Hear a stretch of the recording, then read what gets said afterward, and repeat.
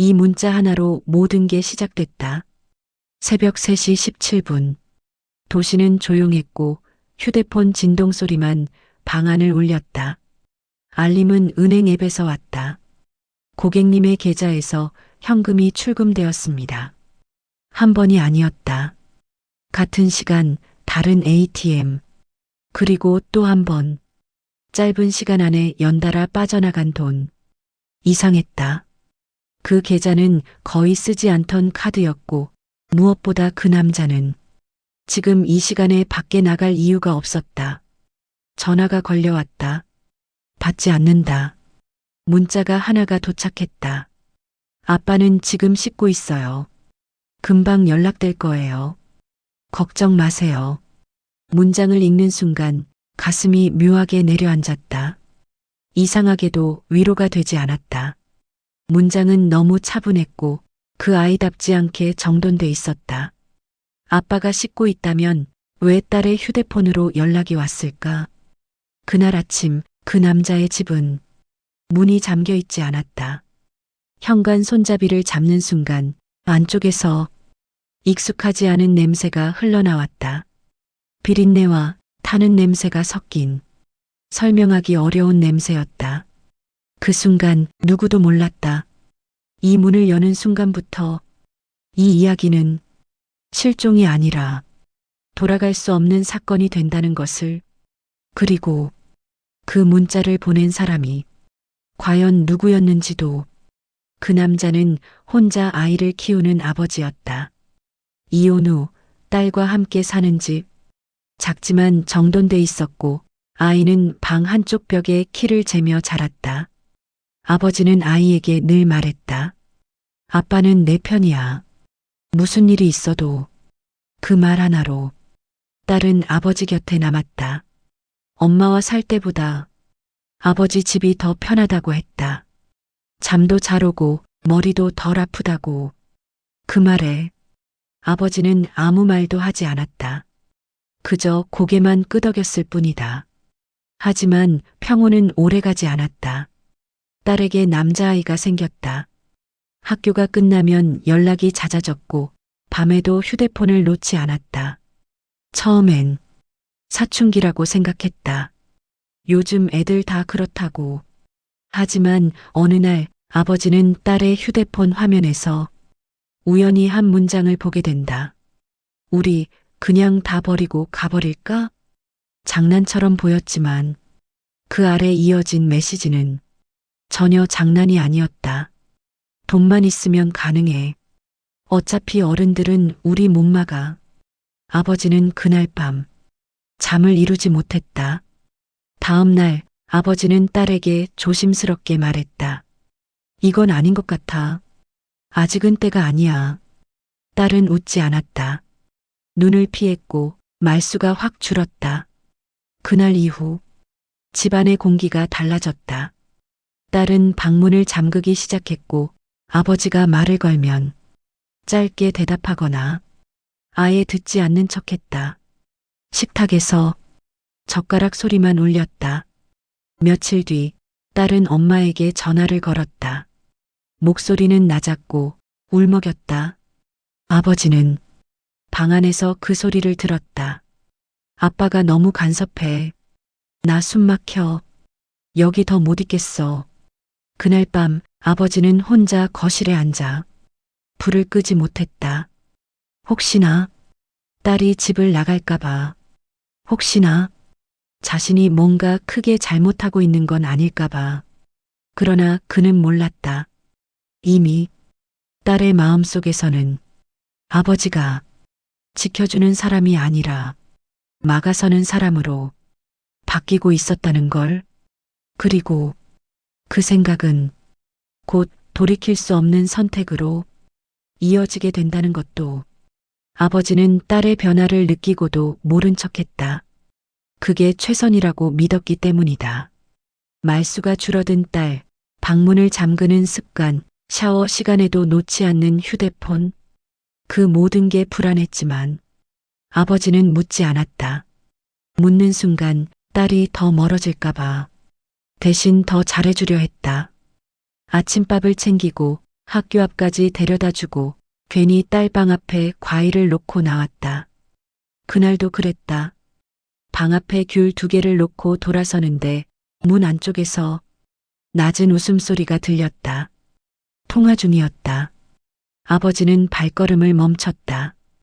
엿듣고 싶지 않았지만 귀는 이미 그쪽으로 향해 있었다. 진짜야. 아빠 카드 아직 살아있어. 비밀번호도 안 바꿨더라. 숨이 멎는 느낌이었다. 아버지는 자신의 이름이 아니라 아빠 카드라는 말에 더 크게 흔들렸다. 지금은 아니고 타이밍만 보면 돼. 밤에 그 뒤의 말은 잘 들리지 않았다. 머리가 멍해졌고 발바닥이 바닥에 붙은 것처럼 움직이지 않았다. 아버지는 그날 밤 카드 지갑을 꺼내 한 장 한 장 확인했다. 그 카드도 그대로 있었다. 며칠 뒤 딸의 가방에서 낯선 물건이 나왔다. 일회용 장갑, 영수증 하나, 철물점 이름이 적혀 있었다.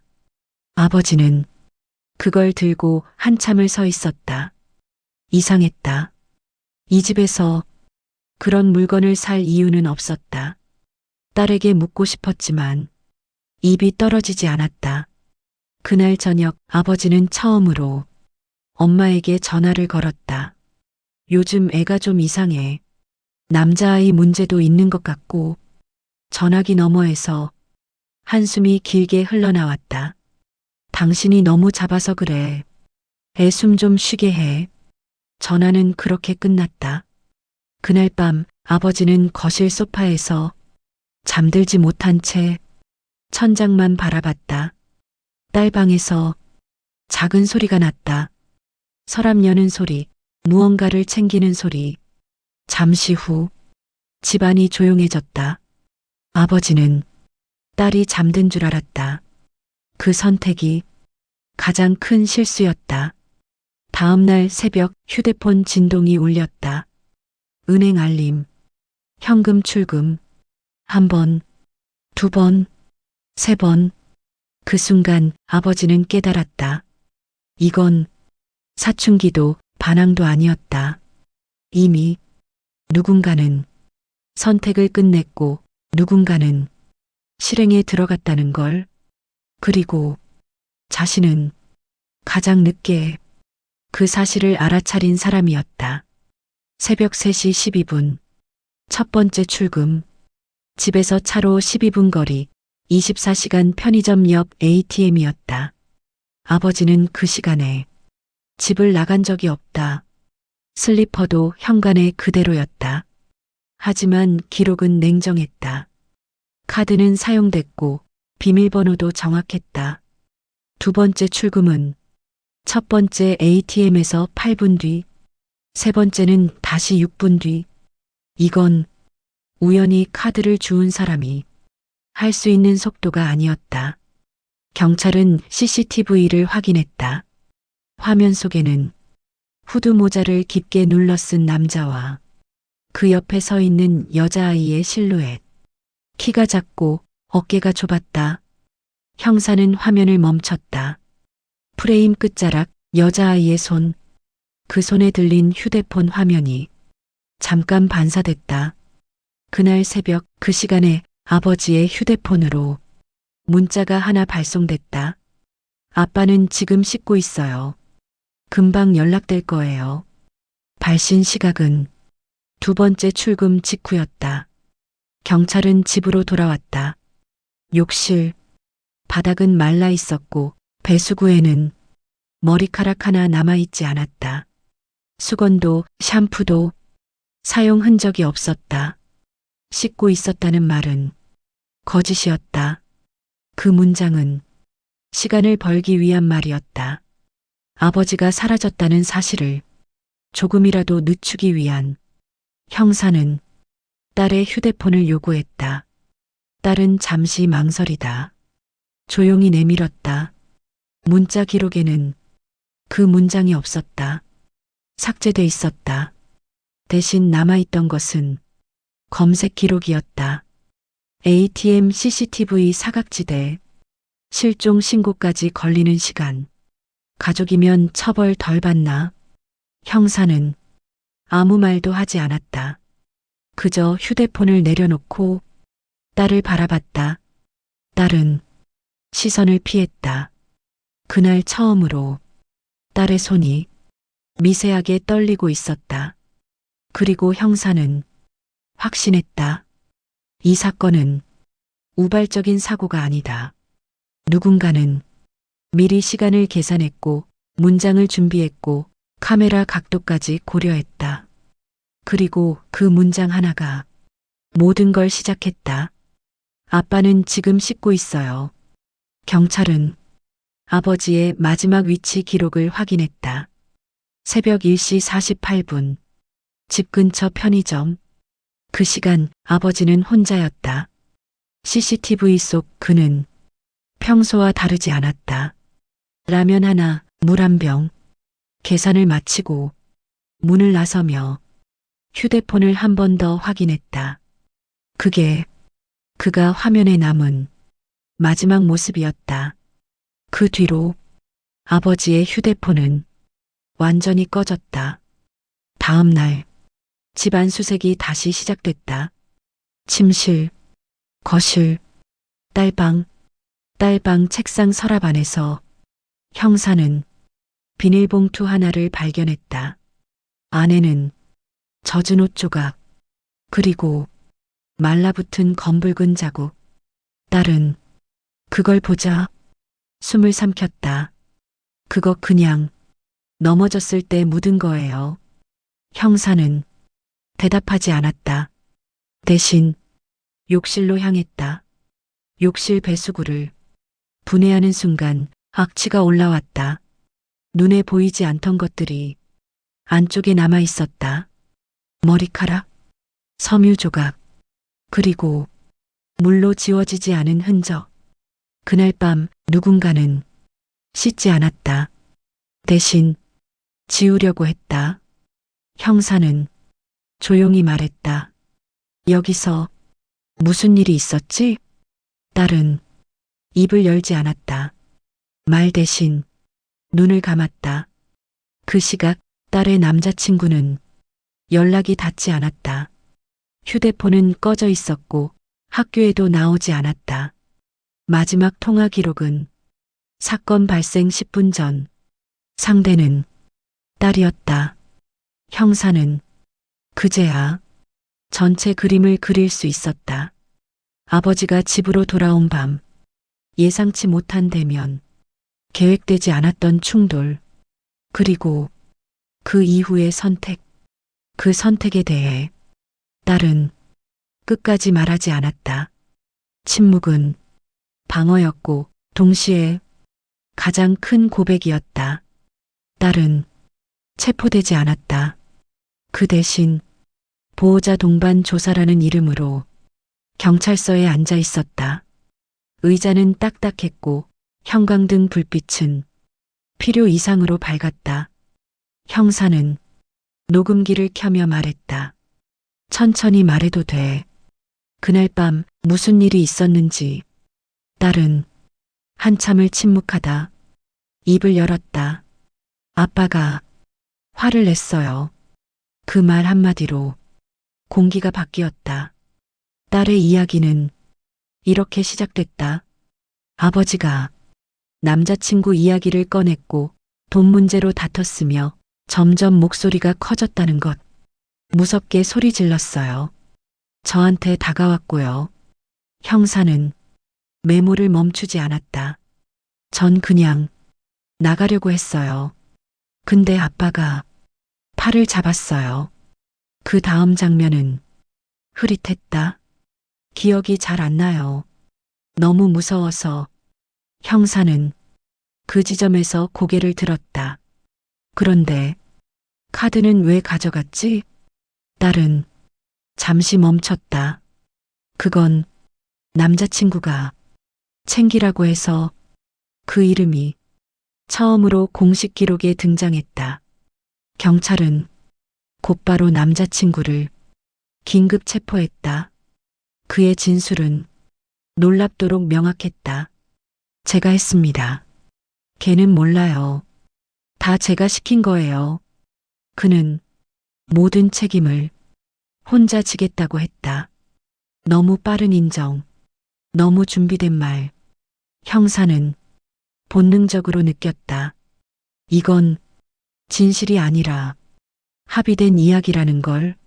며칠 뒤 딸은 집으로 돌아왔다. 아버지는 여전히 돌아오지 않았다. 집은 그대로였지만 무언가 결정적으로 비어 있었다. 딸은 아버지의 방에 들어가 침대에 앉았다. 그 순간 아버지의 휴대폰이 경찰 증거봉투 안에서 울렸다. 복구된 음성 메시지 하나. 수아야, 아빠랑 얘기 좀 하자. 무슨 일이든 아빠는 내 편이야. 딸은 그 메시지를 끝까지 듣지 못했다. 재생을 멈추고 고개를 숙였다. 그날 처음으로 울음소리가 밖으로 새어나왔다. 법정은 조용했다. 사람들이 기대하는 긴장감은 없었다. 이 사건은 이미 언론에서 한 번 소비된 뒤였다.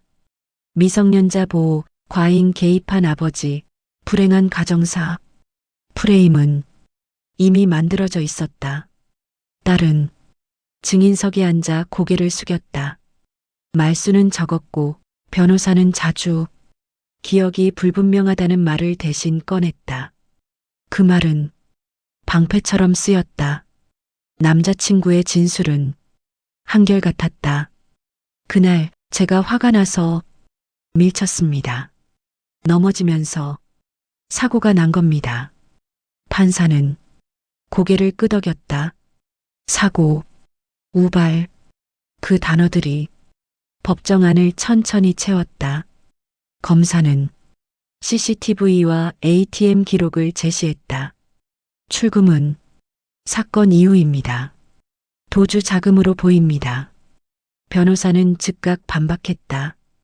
공포 상태에서의 판단입니다. 계획이라 보기 어렵습니다. 법정은 서서히 피고인 쪽으로 기울고 있었다. 그때 검사가 마지막 증거를 꺼냈다. 아버지의 휴대폰, 복구된 메시지 기록. 문자는 그 한 줄이었다. 아빠는 지금 씻고 있어요. 검사는 판사를 바라보며 말했다. 이 문장은 거짓이었습니다. 욕실에는 사용 흔적이 없었습니다. 변호사는 미소를 지었다. 아이의 추측일 수 있습니다. 정확한 표현을 기대하긴 어렵습니다. 그 순간 검사는 고개를 저었다. 그리고 조용히 말했다. 그럴 수 없습니다. 이 문장은 지금이라는 시간을 정확히 사용합니다. 법정이 조용해졌다. 공포 상태의 아이는 보통 이렇게 말합니다. 아빠가 씻고 있는 것 같아요. 혹은 씻으러 갔어요 라고요. 검사는 잠시 말을 멈췄다. 하지만 이 문장은 상대를 안심시키기 위해 의도적으로 선택된 문장입니다. 판사는 천천히 고개를 들었다. 이 문장은 사실 전달이 아니라 상황 통제용 문장입니다. 그 한 문장으로 법정의 공기가 완전히 달라졌다. 누군가는 그 새벽에 상황을 계산하고 있었다. 그리고 그 계산은 아버지가 사라진 뒤에 이뤄진 것이 아니었다. 판결은 신문 한 귀퉁이에 실렸다. 계획적 범행 인정, 주범 징역형, 공범 보호 처분. 사람들은 고개를 끄덕였다. 그럴 줄 알았지. 그리고 다음 사건으로 시선을 옮겼다. 아버지의 이름은 그 어디에도 크게 남지 않았다. 몇 달 후 집은 정리됐다. 벽에 붙어 있던 키 재는 스티커, 식탁 옆 낡은 달력, 아버지가 쓰던 컵 하나. 딸은 그 컵을 들었다가 다시 내려놓았다. 씻지 않았다. 그날 이후로 그 컵은 한 번도 씻기지 않았다. 아버지의 방에서 마지막으로 발견된 노트, 짧은 문장이 연필로 적혀 있었다. 수아가 웃으면 좋겠다. 그거면 됐다. 딸은 그 문장을 읽고 오래 서 있었다. 울지 않았다. 소리도 내지 않았다. 그날 밤 딸은 처음으로 아버지의 휴대폰을 켰다. 메시지 초안창에 커서가 깜빡였다. 딸은 천천히 글자를 쳤다. 아빠, 나 지금 씻고 있어. 보내지 않았다. 화면을 끄고 휴대폰을 뒤집어 놓았다. 그 문장은 이제 누구에게도 전송되지 않을 것이다. 그 문장은 아빠를 안심시키기 위해 만들어졌다. 그리고 세상은 그 문장을 너무 늦게 의심했다.